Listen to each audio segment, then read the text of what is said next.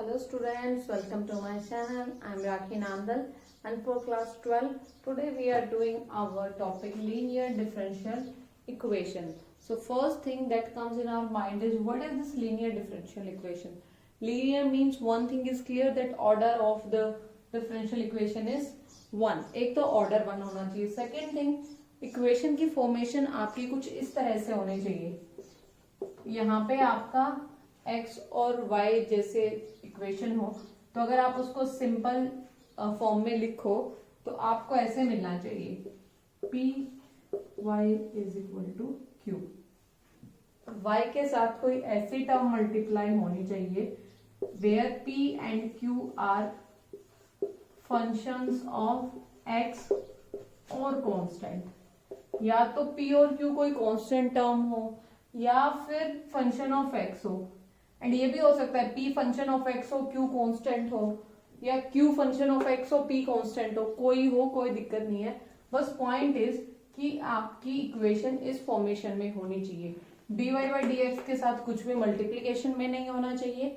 इधर y के साथ जो भी मल्टीप्लीकेशन में हो वो सिर्फ x में होना चाहिए. और यहां से q कोई भी x का फंक्शन हो या जैसे कि एक एग्जांपल लेते हैं dy बाई dx प्लस यहाँ पे मैंने लिख दिया कि आपके पास 1/x y is equal to e की पावर x. तो ये है आपकी लीनियर डिफरेंशियल इक्वेशन. एक और लिखते हैं जैसे मैंने लिख दिया dy by dx plus 1/x log x into y is equal to यहाँ पे आप 1/x ले लो.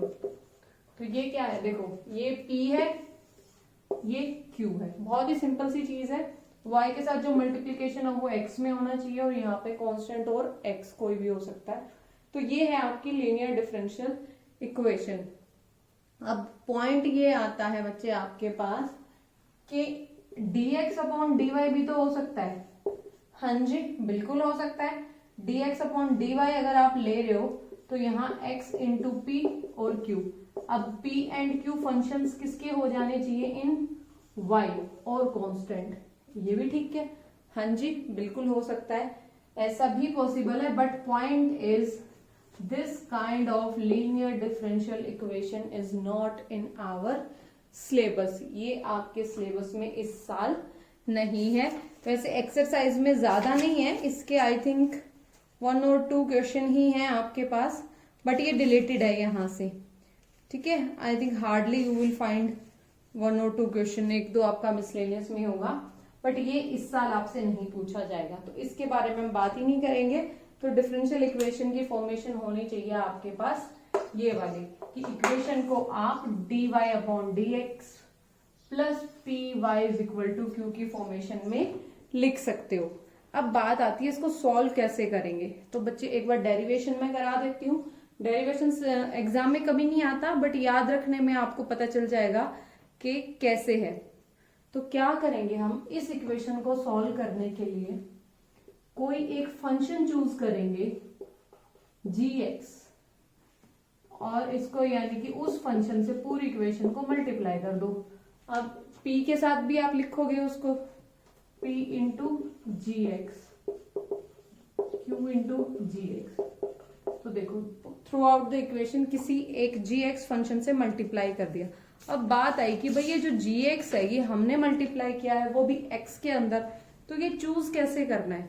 तो सुनो इसको चूज करने का एक तरीका है आपके पास. वो है कि आपने gx को ऐसे चूज करना है कि जो RHS है इक्वेशन की वो आपका डेरिवेटिव बन जाए y इंटू जी एक्स में.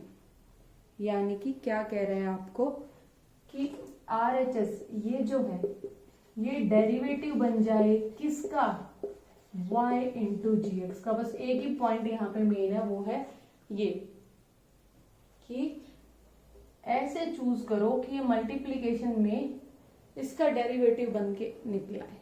ठीक है. तो ये तो एज इट इज ही रखो. देखो फटाफट करा देती हूँ एक बार डेरिवेशन फिर फार्मूला बन जाएगा. आगे से हम डायरेक्ट फार्मूला यूज करने वाले हैं. ठीक है. अब देखो यहाँ से डेरिवेटिव लगाओ. फर्स्ट इंटू सेकेंड फंक्शन का derivative y as it is derivative of second plus y का हो जाएगा dy by D x, g x as it is. यहां से देखो g x D Y by D x ये term हो गई कैंसिल, तो बचा क्या, p into g x into Y is equal to y into g dash x. Okay, अब y से y भी कैंसिल हो रहा है आपके पास, तो ठीक है कर देते हैं, y से y भी हो गया। तो p की वैल्यू क्या आ गई आपके पास, g डैश x अपॉन जी एक्स। ठीक है जी, अभी काम सारा मैं कर रही हूँ सिर्फ ये gx फाइंड करने के लिए, gx कैसे निकले। तो देखो अभी हम क्या करेंगे, नीचे पर अभी यहाँ पे कर दो इंटीग्रेटर दोनों तरफ, p dx लिख दो, ठीक है, नीचे फंक्शन ऊपर डेरिवेटिव, लॉग ऑफ फंक्शन आ जाएगा, तो integration of p into D x is equal to log of g x plus c, ये मेन काम है। ठीक है जी, मान ली हमने ये बात यहां तक भी। अब हम क्या करें, अभी सी को भूल जाओ थोड़ी देर के लिए, सी के बारे में नहीं बात कर रहे क्योंकि सी आपका वैसे भी आता हमेशा किस लिए, कांस्टेंट के लिए, तो उसके बारे में नहीं बात कर रहे हैं अभी हम क्या कर रहे हैं, हम gx को कैसे चूज करना है वो ढूंढ रहे हैं। तो देखो e की पावर ले सकते हो आप दोनों तरफ, e की power integration p dx, e की पावर log gx, हाँ जी ले सकते हो, जैसे आप स्क्वायर लेते हो क्यूब लेते हो दोनों तरफ, e और log एक दूसरे के एंटीडोट होते हैं, आपको पता है कट जाते हैं, तो gx की वैल्यू आ गई e की power integration of p dx, देखा gx निकल गया। अब ये जो फंक्शन जिससे थ्रू आउट में मल्टीप्लाई कर रही थी वो चूज कैसे करना है कि जो भी p हो आपके पास e की power p into D X, यानी कि इंटीग्रेशन फैक्टर, इसको हम कह देंगे integrating factor I F is equal to e की power e P D, integration of p D X. ठीक है, यहां तक हो गया सारा काम। अब करना क्या है, अब इसको कुछ नहीं आपने वहां पे ले जाके पुट कर देना है। कैसे करेंगे, देखो ये एक तो स्टैंडर्ड फार्मूला बन गया, यानी कि gx जो आपने निकाला है बच्चे वो आ गया आपके पास e की पावर p dx। चलो पुट कर देते हैं, e की power p into D X D Y by D X plus p into e की power integration p D X into Y, q की जगह पे q तो एज इट इज ही है, e की power integration p D x, सब जगह जो gx मैंने लिया था उसको मैंने पुट कर दिया। अब एक बात यहां से साफ साफ समझ आ रही है मुझे कि अगर आप LHS पे थोड़ा सा ध्यान दो इक्वेशन पे, तो देखो क्या ये नहीं है क्या, y इंटू ई की पावर इंटीग्रेशन p dx, इसको सॉल्व करोगे आप यही चीज आएगी, यानी कि ये जो इक्वेशन है ये इस फॉर्मेशन में लिखी जा सकती है। देखो y as it is e की पावर इंटीग्रेशन p dx करोगे इंटू p आएगा आपके पास, क्योंकि आपको पता है कैसे सॉल्व करते हैं इसको, फर्स्ट इंटू सेकेंड फॉर्मेशन में हम करके करते हैं इसको। तो यहां से बस इसी चीज को आपने यूज करना है और आपने यहां से कह देना है कि ये जो आ गई ना इक्वेशन, सिर्फ इंटीग्रेटिंग फैक्टर आया यहाँ पे, अब इंटीग्रेशन कर दो दोनों तरफ, तो डेरिवेटिव इंटीग्रेशन हो गया कैंसिल, y इंटू ई की power integration of p dx is equal to integration of q into e की पावर p dx। इसको आप क्या कह सकते हो, इंटीग्रेटिंग फैक्टर भी कह सकते हो। तो इसको और थोड़ी सी सिंप्लीफाइड फॉर्म में अगर मैं लिखूंगी तो इसको मैं कैसे लिखूंगी, देखिए final result y into integrating factor is equal to integration of q into integrating factor, है ना, ये होगा आपका सॉल्यूशन ऑफ डिफरेंशियल इक्वेशन। तो प्लस सी आपका रहेगा, ये इंटीग्रेशन हटेगा फिर से आ जाएगा एक सी, तो लास्ट में हम डायरेक्ट सी कर देंगे।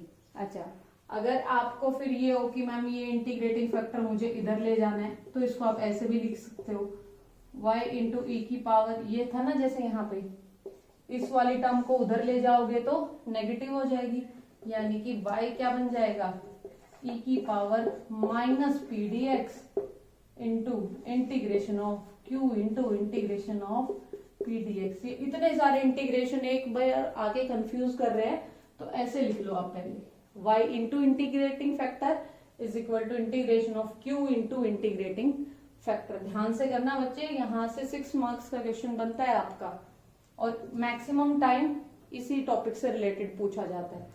तो इंटीग्रेटिंग फैक्टर निकालो पहले, फिर y के साथ उसको मल्टीप्लाई करो, q के साथ मल्टीप्लाई करके फिर से इंटीग्रेशन करो। तो one of the lengthiest question from this chapter, सबसे लेंथी क्वेश्चन यहीं से बनता है। थोड़ा सा डिफिकल्ट है क्योंकि आपके पास बड़ा, ये सब करना नहीं है आपको, कुछ नहीं करना, सीधा आपने e की पावर इंटीग्रेशन p dx निकालना है। एक क्वेश्चन कराती हूँ, देखिए ये सिर्फ आपको समझाने के लिए था कि इंटीग्रेटिंग फैक्टर एक्चुअली आया कहाँ से था। तो चलो एक क्वेश्चन मैं आपको करवा देती हूँ यहाँ से। So here we are taking question number 5, ये आपके पास गिवन है। तो देखो सबसे पहला मेथड था वेरिएबल सेपरेबल। तो जब भी क्वेश्चन करने बैठो एग्जाम में, पहले चेक करो क्या सेपरेट हो रहा है, नहीं हो रहा है फिर चेक करो क्या होमोजीनियस है। होमोजीनियस हो जाता है तो फिर y is equal to vx put करो, वो भी नहीं हो रहा है फिर चेक करो क्या लीनियर डिफरेंशियल इक्वेशन है। तो वैसे भी जब आप dy बाई dx निकालोगे आपको पता चल जाएगा कि कौन सी फॉर्म बन रही है। dy बाई dx के लिए क्या करो, पूरे को cos स्क्वायर x से आपने क्या कर देना है, डिवाइड कर देना है, ठीक है, तभी तो आपकी फॉर्मेशन बनेगी लीनियर वाली। Plus 1 upon cos square x tangent x upon cos square x, ठीक है, हाँ जी बन गई। किससे कंपेयर करना होता है ये लिख लो, हम हमेशा साइड में लिख लेना, plus p into Y is equal to Q. तो y के साथ जो भी हो वो होता है, p x में है, हाँ जी है, सो p की वैल्यू आ गई 1 अपॉन cos स्क्वायर x यानी कि secant स्क्वायर x।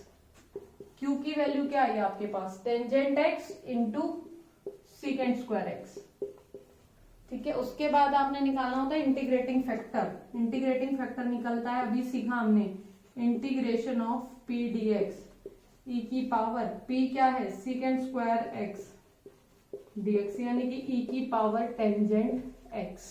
ये आ गया आपके पास इंटीग्रेटिंग फैक्टर। अब सॉल्यूशन कैसे लिखना है, सॉल्यूशन लिखना बताया था, y into integrating factor integration of q into integrating factor. तो y इंटू e की पावर टेंजेंट x, यहाँ कोई इंटीग्रेशन नहीं है, यहाँ है q की वैल्यू देखो अब क्या है, q की वैल्यू ये है भाई, tangent x into secant square x into e की पावर टेंजेंट x dx। इसको इंटीग्रेट करना है। आप कर चुके हो इस टाइप के क्वेश्चन, हिंट मुझे सीधा सीधा मिल रहा है। अब सिर्फ RHS को उठाओ, RHS को सॉल्व करते हैं हम। टेंजेंट x को t पुट कर दो भाई, secant square x dx is equal to dt। ये सब्स्टिट्यूशन मेथड में किए हैं भाई ऐसे क्वेश्चन खूब आपने, तभी मैं कह रही हूँ अगर आपने 7 चैप्टर अच्छे से कर लिया है तो फिर आपको 8th और 9th में कोई प्रॉब्लम नहीं होगी। तो ये क्या बन गया, देखो secant square x dx dt में कंज्यूम हो गया, टेंजेंट x t है, t इंटू e की पावर t dt। अब फिर आपने बाय पार्ट्स लगाना है, फर्स्ट फंक्शन सेकंड फंक्शन। कैसे लिखोगे, फर्स्ट फंक्शन आपका एज इट इज e की पावर t का इंटीग्रेशन e की power t minus integration of derivative of first function आप लिख सकते हो।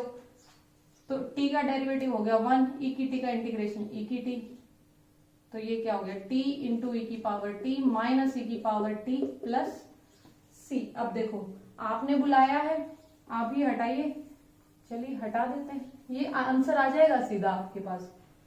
क्या है, y इंटू e की power tangent x is equal to, ये डेरिवेटिव सॉल्व किया तो ये आया, t की जगह पे टेंजेंट x पुट कर दो, टेंजेंट x e की पावर टेंजेंट x माइनस, चाहो तो आप e की पावर t को कॉमन भी ले सकते हो और सिंप्लीफाई हो जाएगा, t माइनस 1 प्लस c, यानी कि e की tangent x into tangent x minus 1।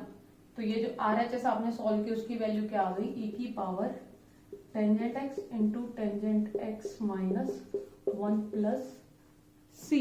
अब यहां से आपने देखा कि भाई टेंजेंट x तो कैंसिल हो गया, कर दो कोई दिक्कत नहीं है, y is equal to tangent x minus 1 plus c। अब माइनस 1 प्लस c अगेन एक कांस्टेंट बना रहा है आपके पास, तो आप चाहो तो और सिंप्लीफाई कर दो, अदरवाइज आप यहाँ भी लिख सकते हो, ठीक है, ओके।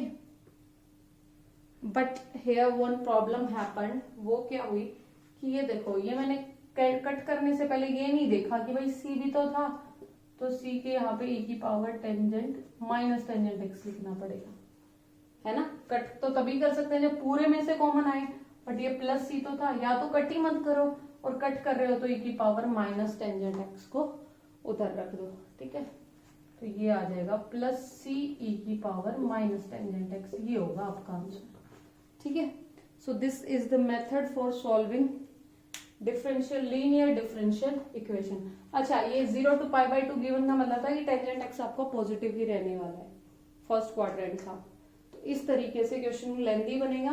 पहले सेपरेट करो, p निकालो, q निकालो, इंटीग्रेटिंग फैक्टर निकालो। इंटीग्रेटिंग फैक्टर निकालने के बाद y into integrating factor is equal to integration of q into integrating factor. इस चीज को याद रखना, यहां नहीं भूलना है। एक तो e की पावर इंटीग्रेशन p dx, ये तो याद रख लोगे, बस ये पुट कैसे करना है ये देख लो।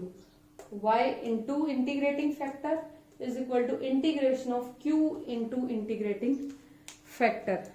तो इस पे बेस्ड आपकी ये लास्ट एक्सरसाइज है, and this is the last topic of this chapter. Now there are some word problems also.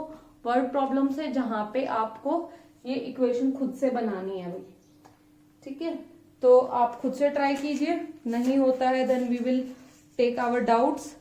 तो आई थिंक या till 12 questions are very easy. P और क्यू आप निकालो, इंटीग्रेटिंग फैक्टर निकालो, पुट करो। एक दो वर्ड प्रॉब्लम्स हैं आपके पास, उनमें अगर कोई डाउट आता है तो आप मुझे बताइए, we will take doubts in our live classes that we do, okay students. So one of the important chapters, 6 marks question यहाँ से आपको बन के मिलेगा। So better to be prepared कि भाई इंटीग्रेटिंग फैक्टर वाले क्वेश्चन कैसे हैं। dx अपॉन dy वाला सिलेबस में नहीं है, तो लीनियर इक्वेशन आपके पास एक ही तरह की आएगी, वो है ये वाली, ठीक है। सो आप करेंगे, one of the important, that's all. Thank you students, have a good day.